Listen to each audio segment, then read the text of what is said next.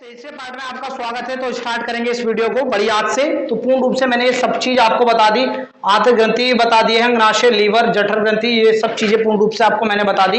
यहाँ से मुख गुहा, ग्रास नली, अमाशय, छोटी आंत और बड़ी आंत की चर्चा करेंगे अब हम पूर्ण रूप से। वीडियो में बने रहने के लिए आपका बहुत बहुत धन्यवाद। तो बड़ी आंत की हम शुरुआत करेंगे लार्ज इंटेस्टाइन में। तो लार्ज इंटेस्टाइन में क्या होता है, जल का अवशोषण होता है। इसका जो जैसे कि यहाँ पर छोटी आंत जाकर यहाँ मिलती है, इस भाग को बोलते हैं सिकम, और इस सिकम से नीचे की ओर होता है अपेंडिक्स, यानी नीचे भाग को क्या कहते हैं, अपेंडिक्स। और ये छोटी आंत किस भाग से जाके मिलती है, इसे बोलते हैं सिकम। तो यहां से पूर्ण रूप से यहां पर होगा जल का अवशोषण। कभी कभी ऐसा होता है कि डायरिया में क्या होता है, बड़ी आंत में कुछ खराबी आ जाती है, जिससे क्या हो जाता है, जो लैट्रिन होता है काफी पतला हो जाता है और पानी की तरह बहने लगता है। ठीक बच्चों में इसका उल्टा होता है। अगर बच्चों को डायरिया हो जाता है तो वहां पर जो काइल होता है, लैट्रिन जिसे कहते हैं, उसका रंग क्या हो जाता है, हल्का सफेद रंग का हो जाता है। बच्चे को दर्द के साथ क्या होती है, लैट्रिन उत्पन्न होती है। ठीक उसी प्रकार यहां पर पूर्ण रूप से समझेंगे, जो बड़ी आंत से जो भोजन ऊपर की ओर चढ़ेगा, यहां से इस बड़ी आंत के इतने भाग को असेंडिंग कोलन कहते हैं। असेंडिंग कोलन यानी जो आंत के भाग होते हैं, आंत के जो भाग है उसको हम कोलन कहते हैं। कोलन कहते हैं पूर्ण रूप से। इस कोलन को असेंडिंग यानी ये ऊपर की ओर बढ़ रहा है, तो इसीलिए इसे असेंडिंग कोलन कहेंगे। ठीक उसी रूप से भोजन ऐसे कन्वर्ट करेगा, तो इससे पूर्ण रूप से इसको बोलेंगे ट्रांसफर कोलन। क्या बोलेंगे, transfer colon. Transfer colon, transfer colon के बाद फूड यहां से नीचे उतरेगा, और जब ये फूड नीचे उतरता है तो इसको बोलते हैं डिक्रीज। अब यहां से देखिए नीचे की ओर जा रहा है, डिक्रीज हो रहा है, तो यहां से हम इसको बोलेंगे decrease, sorry descending, descending colon, descending colon. ठीक उसी रूप से भोजन इस वाले भाग में जाएगा, और इस इतने भाग को बोलते हैं सिग्मोइड कोलन। सिग्मोइड कोलन यानी आपके 5 रूप भाग हो गए। Number 1 ascending, ascending colon. Number 2 भाग हो जाएगा इसका ट्रांसफर कोलन। नंबर 3 भाग हो जाएगा इसका यहां पर डिसेंडिंग कोलन, डिसेंडिंग। चौथा पार्ट हो जाएगा इसका सिग्मोइड, सिग्मोइड कोलन। 5वां पार्ट हो जाएगा इसका, हमारा वाला भाग हो जाएगा इसका रेक्टम, रेक्टम। तो ये रेक्टम वाला से हो जाएगा। तो पूर्ण रूप से इसका एक बार बड़ी आंत का स्क्रीनशॉट ले लीजिएगा। उसके बाद वीडियो में बात करेंगे हम पूर्ण रूप से रेक्टम के विषय में। हम पढ़ेंगे पूर्ण रूप से, इसमें देखेंगे हम रेक्टम के बारे में। ये आ गया हमारा रेक्टम वाला भाग। इसमें क्या होता है कि बड़ी आंत से जो हमारा भोजन आ रहा है, अब यहाँ पर पूर्ण रूप से ये भोजन आ गया। अब समझिएगा, सबसे पहले यहाँ पर क्या था, जब मुंह थाली में भोजन था आपकी, ये थाली में था आपकी, थाली से जब ये मुंह में पहुंचा, दांतों ने इसे क्या कर दिया था, बोलस, बोलस कर दिया था इसको पूर्ण रूप से। अब ये बोलस हमारे अमाशय में पहुंचा, जहां पर इसकी बहुत ज्यादा पिटाई हो गई थी, कुटाई हो गई थी। तो बोलस से बना ये काइम, काइम। ये वो काइम वही है जो आप उल्टी में हबाक कर बाहर निकाल देते हैं। यस या नो, रायता सा फटा सा जो निकलता है उल्टी में, उसी को बोलते हैं काइम, काइम।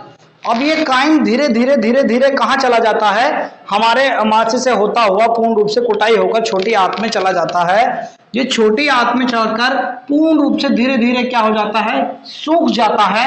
तो पूर्ण रूप से बना जाता है काइल, जिसे हम लैट्रिन कहते हैं, स्टूल,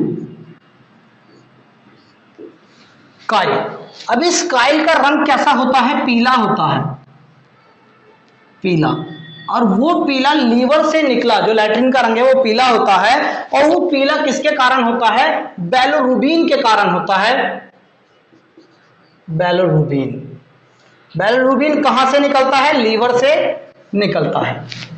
लीवर से 2 पदार्थ निकलते हैं, वैसे उसके बारे में जब लीवर पढ़ाएंगे तब बताएंगे। तो पूर्ण रूप के भोजन की स्टेज हो गई, पहले भोजन, फिर बोलस बना, फिर काइम बना, फिर काइल बना। और जब ये यहां पर आ गया काइल, तो यहां पर क्या था, काइल था। ये क्या था, ये काइल। अब ये कायल रूप से क्या होता है, कायल यहां से पूर्ण रूप से रेक्टम से क्या होता है, मल का त्याग हो जाता है। यहां से क्या होगा, इस कायल का त्याग होगा, डिफेक्शन होगा, यहां से इसका त्याग होगा।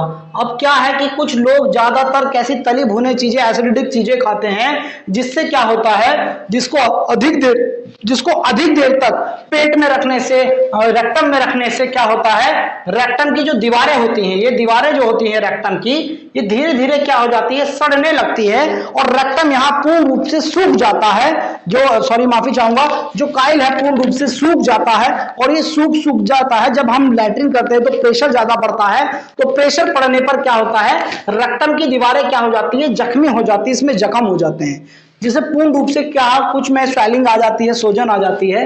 तो पूर्ण रूप से क्या है, जब ये दीवारें सड़ने लगती हैं तो यहाँ घाव बन जाते हैं, हल्की सी ब्लीडिंग भी होने लगती है, जिससे कुछ दिनों बाद क्या होता है, यहाँ पर एक बीमारी हो जाती है जिसे पाइल्स कहते हैं, यानी बवासीर कहते हैं। ये कॉमनली हमारे देश में क्या है कि 100 लोगों में से 20 लोगों को ये बीमारी आमतौर पर हो जाती है।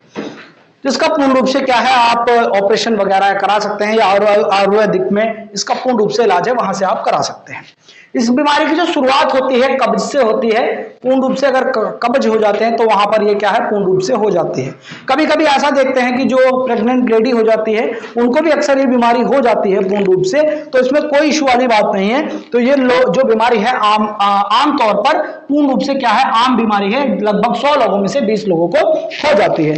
उसीलिए इस बीमारी में क्या करना चाहिए, हमें निहार मुंह क्या करना चाहिए, जब हम करते हैं तो हमें गर्म पानी पीना चाहिए सुबह जल्दी उठकर। जो जल्दी उठकर पानी पिएंगे तो जो हमारे पेट में म्यूकस था, जो भोजन को चिपचिपा करता था, उस म्यूकस की मात्रा गर्म पानी पीने से क्या हो जाएगी, बढ़ जाएगी, और ये रोग होने से हम कुछ हद तक बच सकते हैं।